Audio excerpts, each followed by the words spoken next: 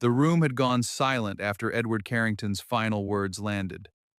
Everyone might not have understood every part of the bombshell they were hearing, but they understood enough. One dead man, two women carrying his name, one boy suddenly named in a letter the official family did not know existed, and one question sitting at the center of it all: what truth had Edward died before he could tell? What truth? I'm afraid that is all the first letter says. The first letter? Your husband left several instructions. Some can only be opened under specific conditions. My husband left a theatrical mess. That is what he left. And yet somehow you look less surprised than everyone else. Who are you again? The friend. Which means I'm the person who does not have to pretend this family is normal. Daniel looked at Tessa as if she were out of it. He couldn't understand how she could be so flippant at a time like this. Tessa looked back as though daring him to say something to her. I need to take my son home. Mom.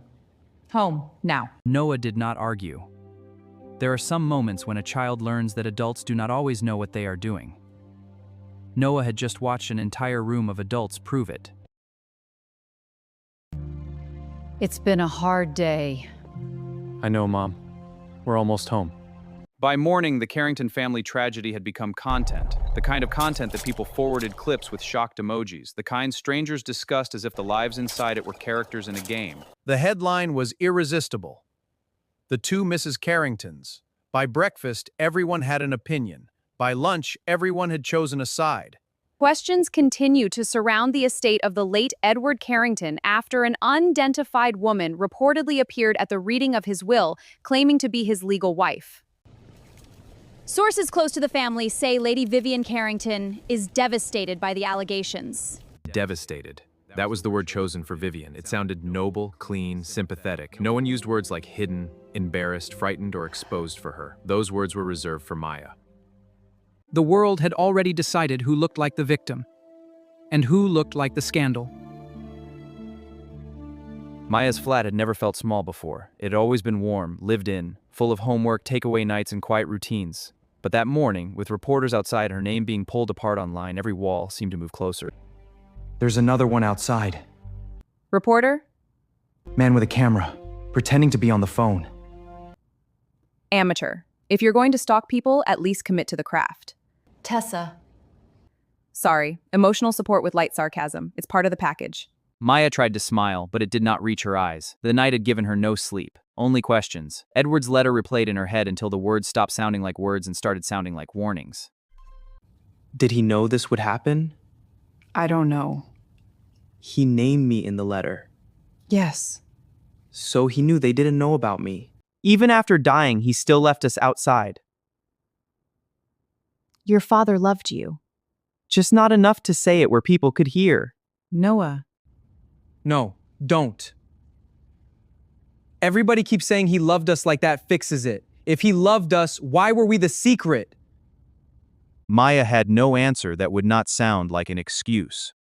And she was tired of making excuses for a man who had left her with consequences he no longer had to face. I'm sorry. You didn't do it. I believed him. That has to count for something. It counts. I just don't know what it counts as. At Carrington House, grief had become part of the strategy. There were no reporters at the window here, no neighbors whispering in the hallway, only polished rooms and expensive silence. They're calling her the secret wife. Do not repeat gossip in my house. It stopped being gossip when she walked in with a certificate and a child. Claudia. What? Are we pretending? That woman just walked into our father's will reading and announced herself like a tax bill. Enough, Claudia. A family like ours does not survive by telling every truth. It survives by controlling which truths are allowed to breathe. And what truth are we controlling today? The lie that your father had another wife. You don't know that it is a lie. Excuse me? The solicitor recognized her name. Father named the boy. There is paperwork. We need facts before we decide what this is. Listen to yourself. Facts, she has already humiliated us. Humiliation is not evidence. No, but it is motive. Daniel heard the sentence. For the first time, he wondered whether his mother was defending the family or attacking a threat. Claudia, find out everything you can about her. Where she lives, where she works, friends, debts, old relationships, anything. Mother. She has brought a war to my door. I am simply checking what weapon she carried in with her.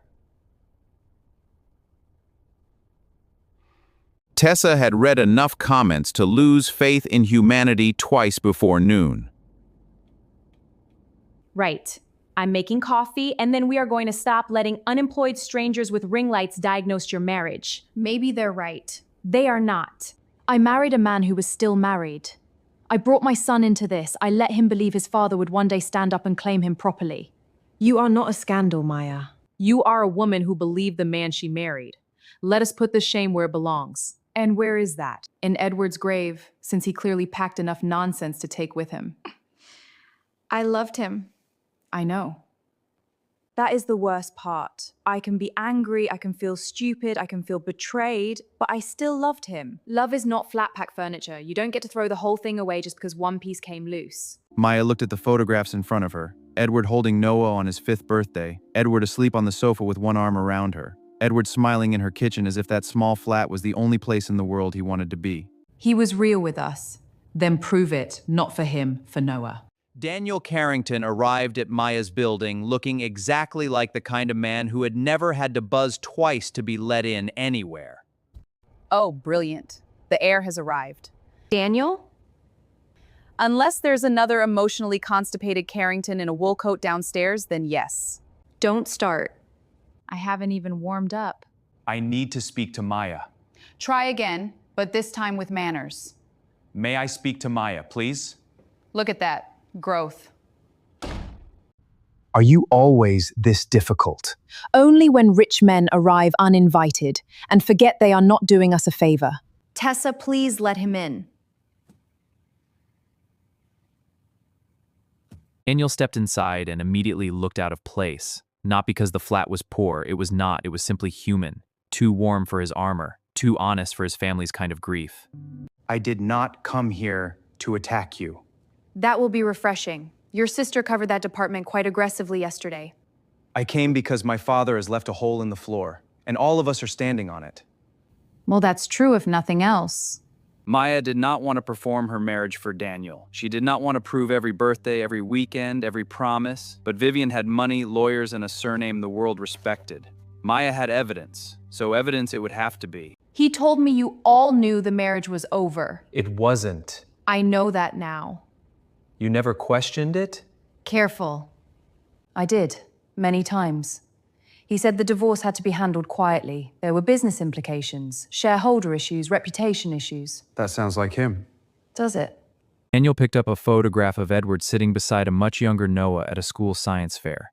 Edward looked relaxed, proud, alive in a way Daniel had not seen often at Carrington House. When was this? Year 6. I built a water filtration model. He came late, but he came. I didn't know. That seems to be a theme in your family.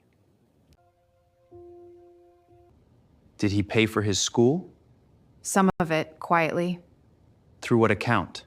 I don't know. Sometimes it came from him directly, sometimes through a company name. What company name? Carrington Legacy Trust. That wasn't the face I expected to see. I've never heard of it.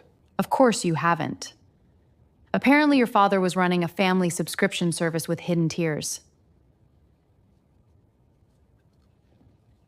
Maya remembered the version of Edward no headline could capture. The man who knew how Noah liked his toast. The man who fixed a loose cupboard door and acted as if he had rebuilt the house. The man who made ordinary moments feel like promises.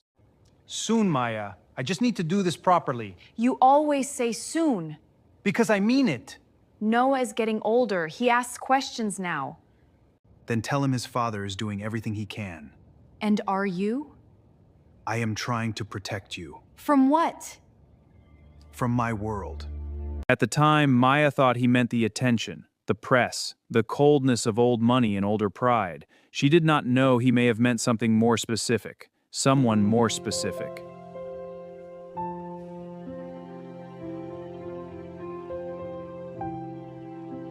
Vivian Carrington understood that the first story told often becomes the one people believe. So she told hers beautifully. Lady Carrington, do you have any comment on the woman claiming to be Edward Carrington's second wife? My family is grieving. My husband's memory deserves dignity, not spectacle. Are you denying her claim? I am saying that grief attracts many things: sympathy, attention, and sometimes opportunity. What about the child? Any child caught in adult deception deserves compassion. But compassion does not make a falsehood true. It was a masterclass. She did not call Maya a liar. Not directly. She did not call Noah illegitimate, not in those words. She simply opened the door and allowed the public to walk through it carrying stones. Daniel leaving Maya's flat after he watched his mother being questioned by the press. Tessa follows him into the hallway before he reaches the stairs. You saw enough, didn't you? I saw photographs. You saw a family. I saw evidence that my father lied to everyone. Congratulations. That is the first intelligent thing you've said since we met. Do you ever stop attacking? Do you ever stop sounding like a board meeting? You don't know me. No, but I know your type. My type? Born with enough money to confuse comfort with character. And your type? Women who clean up the mess after men like your father call it complicated. My father hurt us too. Then help us find the truth. Don't just stand there looking wounded in cashmere. For once, Daniel did not have a clean reply. Tessa watched him leave, irritated by the fact that somewhere beneath the polish, there might actually be a conscience. Claudia Carrington had inherited her mother's taste for control, but not her patience. Vivian knew how to wait before striking. Claudia preferred instant gratification, convinced her occasional successes were the result of her own connections, never realizing how often her parents quietly worked behind the scenes to open doors for her. She works part-time for a design consultancy, nothing glamorous, no major debts I can see. The friend is Tessa Monroe, loud and opinionated online, very annoying. Everyone has something. Maybe she really is just some woman Dad lied to. Do not become sentimental because she has curtains and a child. I'm not sentimental. Good, then find what makes her vulnerable. And if there isn't anything? There is always something. People do not need to be guilty, they only need to be made questionable. By the next day, Noah discovered that the internet did not stay on the internet. It followed him into school, into corridors, onto buses, into classrooms. It sat beside him at lunch and whispered through other people's phones. Is your mom really married to that dead billionaire? My mom said she's probably after the money. Your mom should find better hobbies. So are you rich now? Move. That evening, Maya opened the box she had avoided all day. Inside were cards, letters, small notes written in Edward's careful hand. Evidence of love, yes, but also evidence of delay. My dearest Maya, I know I keep asking you for time.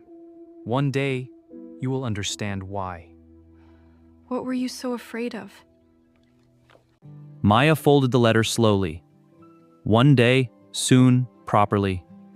Edward had built a marriage out of future tense. Maya, Noah, and their friend Tessa were walking home. Unknown to them, the front door was slightly open. The flat was not destroyed, but drawers were open, papers disturbed, one photo frame knocked down. No. No. Stay behind me. Mom, what happened?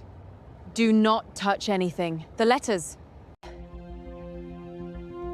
The break-in was not dramatic. That was what made it worse. No smashed television, no stolen jewelry, no chaos for the sake of chaos. Whoever came had known exactly what they wanted. They're gone. What letters? Your father's letters, all of them. Maya stood in the middle of the room with both hands over her mouth. It was not the paper she was mourning. It was the proof. The pieces of a life already being denied by people powerful enough to make denial sound official. Maya, look at me. We call the police, then the solicitor, then Daniel. Daniel? Yes, Daniel. If his family wants war, let him pick a side in daylight. Tessa had always believed panic was useful for exactly 30 seconds. After that, somebody needed to start looking under things. This frame, was it always like this? What? Crooked. What is that? It's Edward's. Read it. Maya, if anything happens to me, protect Noah from Vivian. From Vivian? Oh, hell no. For 9 years, Maya had believed she was waiting for Edward to untangle a complicated life. But now, standing in the wreckage of her flat with his warning in her hands, she understood something far more frightening. Edward had not been delaying because he was careless. He had been delaying because he was afraid. What did you know, Edward?